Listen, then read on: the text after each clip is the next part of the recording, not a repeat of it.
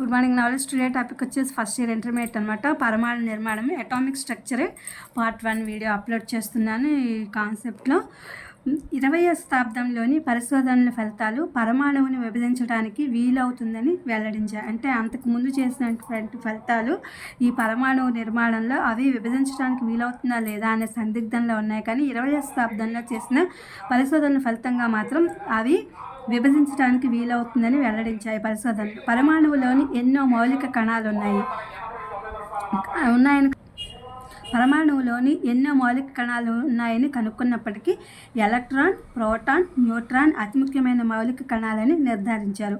పరమాణు నిర్మాణాన్ని, పరమాణువులోని మౌలిక కణాలకు సంబంధించిన విషయాలు ఇంగ్లాండ్కి చెందిన విలియం క్రూక్స్ అనే ఆయన 1878 సంవత్సరంలో జరిపిన ఉత్సర్గనాళిక ప్రయోగాల కారణంగా వెలుగులోకి వచ్చాయన్నమాట. విద్యుత్ ఉత్సర్గనాళిక స్తూపాకారపు గాజు గొట్టంలో ఉండి 2 చివర్లలో లోహపు విద్యుత్ ద్వారాలను పక్క గొట్టాన్ని కలిపి ఉంటుంది. ఇందులో ఒకటి ధన విద్యుత్ ద్వారా అంటే పాజిటివ్ ఎలక్ట్రోడ్ లేదా యానోడ్, అంటే ఈ పాజిటివ్ ఎలక్ట్రాన్ని యానోడ్ గాను, రెండవ దాని రుణ విద్యుత్ ద్వారము నెగిటివ్ ఎలక్ట్రోడ్ క్యాథోడ్ గాను పనిచేస్తుంది అనమాట. ఈ విద్యుత్ ద్వారాలు అధిక వోల్టేజీ విద్యుత్ జనకానికి అంటే సుమారుగా 10,000 వోల్టులు అనేవి దీనికి కలుపుతారనమాట. ఆ ఉత్సర్గనాళికి ధన విద్యుత్ ద్వారానికి, రుణ విద్యుత్ ద్వారానికి 10,000 వోల్టులు అనేది కలుపుతారనమాట. ఉత్సర్గనాళికలో గాలి ఉన్నంత వరకు ఎలాంటి మార్పు ఆ యొక్క ప్రయోగంలో సంభవించలేదు. కానీ పక్క గొట్టం నుంచి విద్యుత్తుని ఎప్పుడైతే ఉత్సర్గనాళికలోకి గాలిని తీసేసి పీడనాన్ని 0.001 మిల్లీమీటర్కి తగ్గించినప్పుడు ఉత్సర్గనాళిక మొత్తం ఆకుపచ్చని వెలుగు కనిపిస్తుంది అనమాట. ఉత్సర్గనాళికలోని మార్పుని గమనించడానికి ధన విద్యుత్ ద్వారానికి ముందు జింక్ సల్ఫైడ్ తెరను అమర్చాలి. ఇక్కడ నేను మీకు డయాగ్రామ్ ఇచ్చాను, ఒకసారి చూడండి. ఇది ఇందులో నెంబర్ 1 ఏమో మైనస్తో ఉంది, నెంబర్ 2 ఏమో +2 అని ఉంది. ఇక్కడ 6 అనేది ఇదంతా కూడా నింపినటువంటి సల్ఫైడ్, ఇవి పూసినవి అనమాట. నెంబర్ 3 ఇదేమో ప్లగ్, 5 వచ్చేసి ప్లగ్ అనమాట.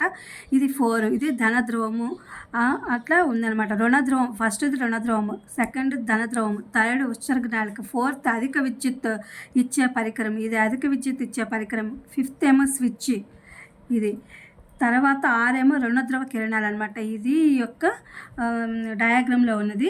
ప్రథమంగా 1897లో జేజే థామ్సన్ అనే శాస్త్రవేత్త విద్యుత్ ఉత్సర్గనాళికల్లో ప్రకాశవంతమైన కిరణాలు రుణ విద్యుత్ ద్వారం నుంచి అంటే క్యాథోడ్ నుంచి ధన విద్యుత్ ద్వారము యానోడ్ వరకు ప్రయాణించి ఉండడం కనుక్కొని ఆ కిరణాలను రుణ విద్యుత్ ధ్రువ కిరణాలు అంటే క్యాథోడ్ రేస్ అని నామకరణం చేశారు.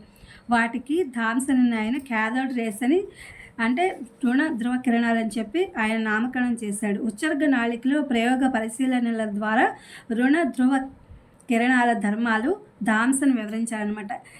ఈయన తర్వాత అది ఏ ప్రయోగం చేశారో ఏంటనేది తర్వాత వస్తాయి అనమాట. ఇందులో ఒక్కొక్క దాని గురించి, కాన్సెప్ట్ గురించి నేను పార్ట్ వైజ్గా వివరించడం జరుగుతుంది. ఇది పరమాణు నిర్మాణం అటామిక్ స్ట్రక్చర్ అనేది పార్ట్ 1గా ఇంటర్మీడియట్ వాళ్ళకి వీడియో అప్లోడ్ చేస్తున్నా. తెలుగు మీడియంలో అయితేనే వాటి గురించి వివరంగా ఉన్నాయి కాబట్టి నేను దాన్ని అప్లోడ్ చేస్తున్నాను. ఇంగ్లీష్ మీడియంలో అంత పాయింట్ వైజ్గా, కాన్సెప్ట్ వైజ్గా లేదు.